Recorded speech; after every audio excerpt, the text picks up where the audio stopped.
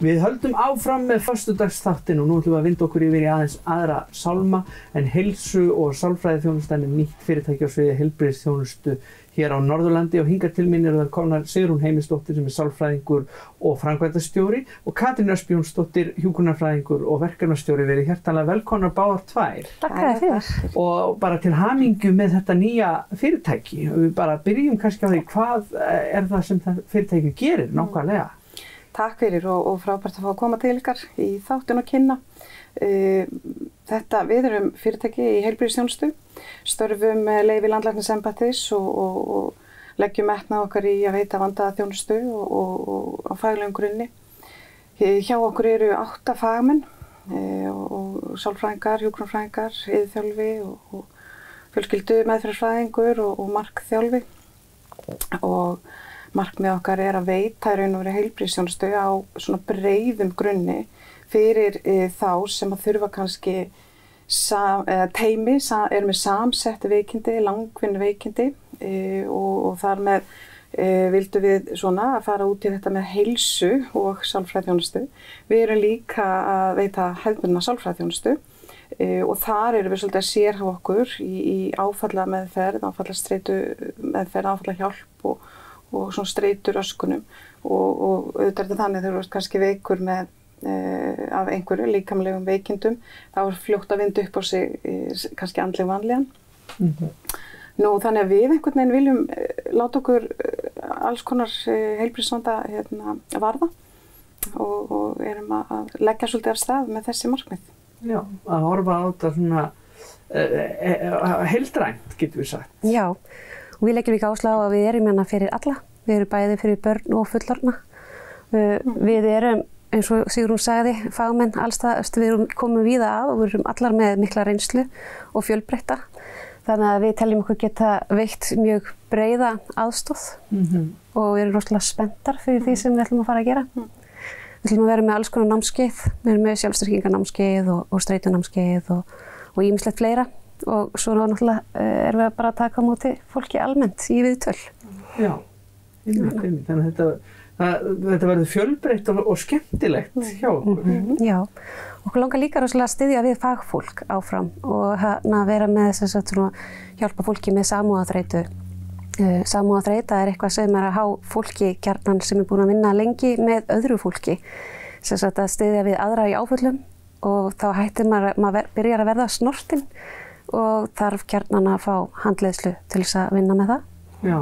Og það er vinkill sem okkur langar svolítið að fara inn í. Það er akkurat vaxandi þörf í samfélaginu okkar og við finnum það að það er þreyta hjá ákveðnum starfsstéttum og svona langvarandi álag og við getum bara nefnt COVID sem dæmi streituvald sem er greiðlega mikill og nú erum við líka að sjá afleiðingar hjá fólki sem hefur veikst af COVID. Þannig að það er vaxandi þörf og okkur fannst mikilvægt að reyna að mæta þessari þörf og hér á svæðinu hefur ekki verið svo mikið svona sérhæfð það sem við köllum í heilbrigðiskerfunum annarra línu þjónustúrræði. Heilsugæslan er fyrstu línu þjónustúrræðir, tekur svona móti í vanda og frumgreiningum og sjúkrahúsin þá þriðju línu. En sérfræðingarnir kannski út í bæ eru meira að sinna svona hinu og þessu og það vantaði í raun kannski svolítið þetta hér á Akureyri. Nú er svo þjónustu allt landið í fjarþjónustu. Já, það er búið líka. Og einn af okkar starfsmönnum verður með starfsaðstöðu í Reykjavík. Já. Þið eru strax komnar í útrás bara. Það er frábært. Og hvað var til þess að þið ákváðu að ráðast í þetta núna? Ég hef starfað sem sálfræðingur í 12 ár bæði á endurhæfingardeild á spítala og stofu og í raun er það þörfin sem blikkar. Það er svo gott að geta unnið í teymi, geta fengið aðra fagmenn geta átt í samtal við þá lækna eða aðra heilbrigðisstarfsmenn sem eru að vinna með viðkomandi. Þannig að það rak mig svolítið áfram. Það er þessi þörf að geta átt þessa samvinnu. Skjólstæðingurinn er hérna einhvern veginn miðjan auðvitað í öllu sem við erum að gera, en kringum hann getum við myndað teymi. Og þegar að vandinn er orðinn flókinn, samsettur eða langvarandi, að þá er þörf á þessu og það var kannski það sem svona rak mig svolítið áfram.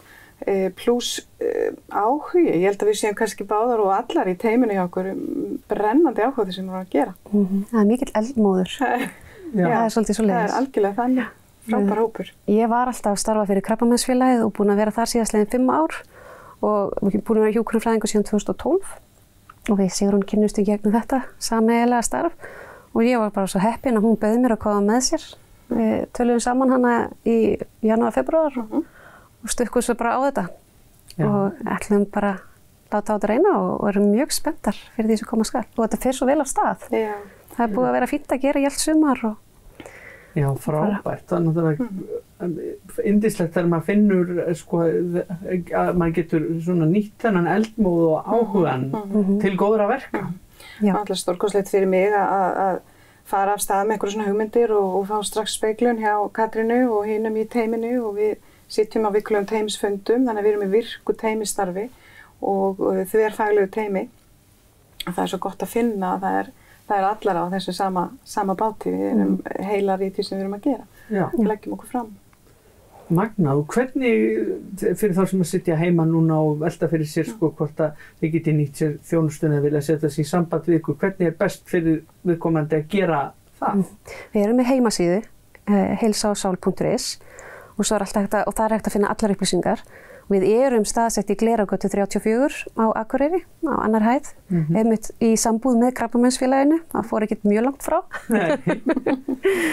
Þannig að, það er hægt að finna okkur þar. Einmitt, allar upplýsingar þar á heilsaosál.is. Og við erum líka á Facebook. Á Facebook, sjálfsögðu, við verðum náttúrulega að vera á samfélagsmiðlum líka. Já.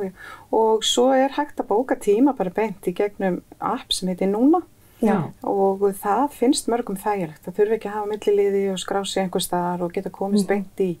Og kannski við viljum vinna að því að reyna að taka niður veggi, biðlistaveggi og mæta fólki þess að það er og þannig að það sé ekki stopp. Svo skilst mér að það hefur aukist töluvert undanfarnum árum svona svokölluð símafælni. Það eru margir sem vilja ekki hringja, kunna örugglega þá að meta að það geta panta tíma bara svona. Með eins og segir, milliliða laust. Já, akkurat og okkar hlutverk er auðvitað líka að lesa þarfir fólks og mæta þeim. Þannig að það er auðvitað mikilvægt fyrir okkar að stíga þess inn í tæknina þó maður sé nú komin á einhvern aldur. Líka því að Sigrún nefnir biðlista, þá erum við að leggja áherslu á að hafa litla biðlista og með því að vera í svona teimi þá erum við hjúkrunarfræðingarnir til dæmis ofta að taka fyrsta viðtal og greina þörfina og senda svo áfram á hina eftir því hver þörfin er. Stundum heldur fólk áfram hjá okkur hjúkrunarfræðingunum í viðtölu og stuðning en þetta er það sem við erum að leggja áherslu á. Það er eins og til dæmis eftir að þeir eru búin að fara til sálfræðingarna í mat og fá ADHD-greiningar eða eitthvað slíkt, þá fylgjum við eftir með úrræði. Það er ekki bara, þetta er staðan og sent svo út í bæ heldur, ætlum að fylgja áfram fólki eftir með úrræði, hvernig er þetta að vinna með vandan eftir því hver vandin er. Já, það er engin skilin eftir í lausu lofti. Nei, og líka að því við erum í teimi og þá er svo auðvelt ef einhver hendar þér ekki eða eitthvað slíkt, að þá er ekkert mál að við erum bara að rótera svolítið mikið. Já, frábært. Þetta er ótrúlega spennandi. Ég óska ykkur bara allsins besta með þetta og þetta fer allavega greinilega mjög vel á stað. Bara gangi ykkur vel áfram og takk fyrir að koma í þáttinn og segja mér og okkur frá þessu. Takk fyrir að bjóða okkur.